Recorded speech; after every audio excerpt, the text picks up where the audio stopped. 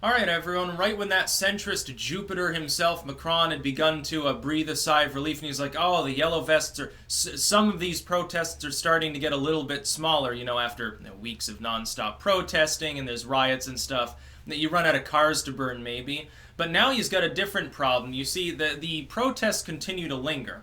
And because there's, not enough police to police everything, the police over there are now staging pickets and walkouts and having problems too. So the Gilets Bleus are now there. The blue vests, the police have, in some cases, this is going to massively increase the pain of Macron and his people. Because if you've got active protests, even if they're, maybe smaller, and the police start not showing up because, they're not able to respond because some of them have said, I'm staying home for the next week. Fuck you. Or they take their helmets off and stand with the protesters. They literally put on little blue reflective vests or whatever and say, fuck it. Or even they put on yellow vests and just join the protesters while in riot gear. That'd be quite a sight to behold. How is Macron going to guard everything, even if the protests have petered out in some areas?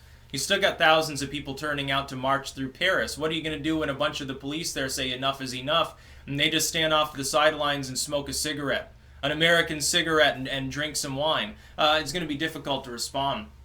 Macron really should step down because that would more or less solve the problem, at least in the short term. What you'd have an election and hopefully get someone in there who knows what they're doing. The problem is he's tarnished his image so much, his reputation, that he's no longer capable of governing. It doesn't matter even if he has a good idea. He's not going to be able to represent it properly with sub 20% approval when he's already called, basically half of France thugs, and he was unresponsive for days while Paris was burning, and then he finally responds, backs down, which is a huge mistake, without resigning directly.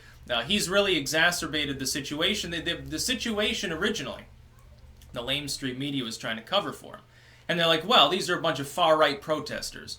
These are a bunch of Nazis, pay them no heed. At some point, though, the protests became large enough, so it was obviously not the case. And then some demands were released by some of these protesters, and it's a left-wing platform, arguably, on everything but immigration. Apparently, to be far-right now, you can actually be an out-and-out communist as long as you believe in some degree of populism. You're like, hey, yeah, I want a communist France, but I want it to apply to French people and not, really do the EU thing. I'm tired of the open borders, but we want literal communism. We want Marx and, hammer and sickle everywhere.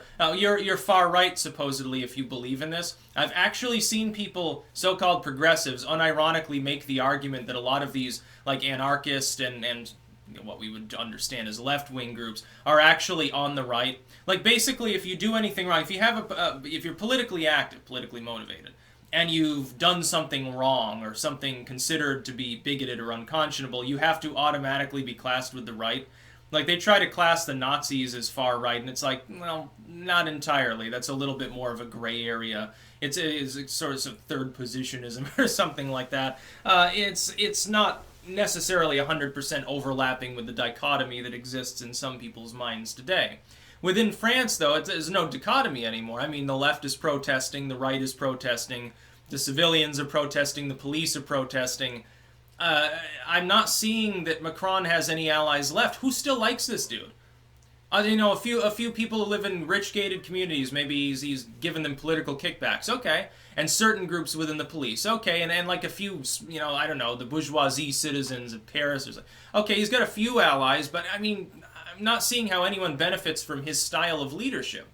And he was the man who was supposed to make centrism cool. Remember, when he's first elected, they're like, oh, this is the natural counterbalance to Trump. Here we have, a smart, erudite, upright-looking European, leader.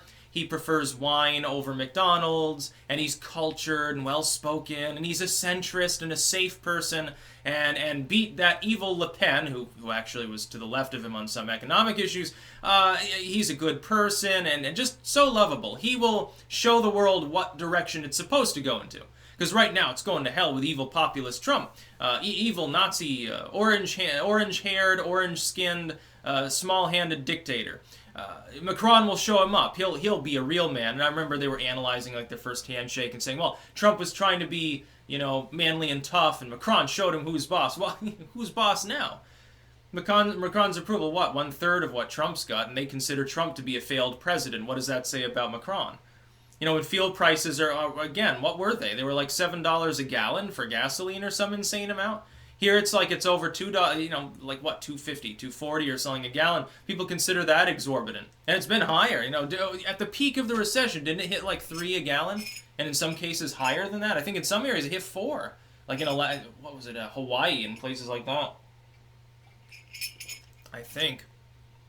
I can't even fathom 750, my God, for a fucking gallon of gasoline.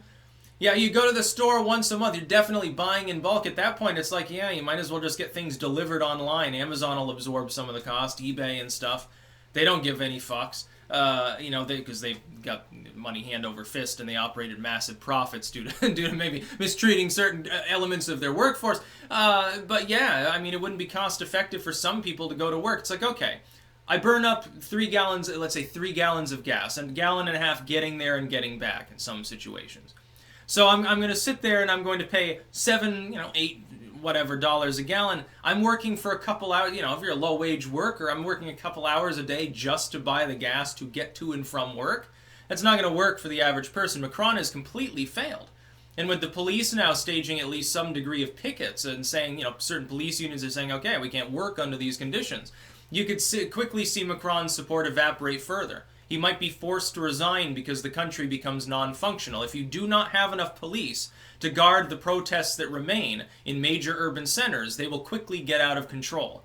It will turn from a protest to a violent protest into a general riot that will rock a city like Paris, and pretty soon it starts burning. And that would be the end of Macron's presidency. That's about all. Peace out.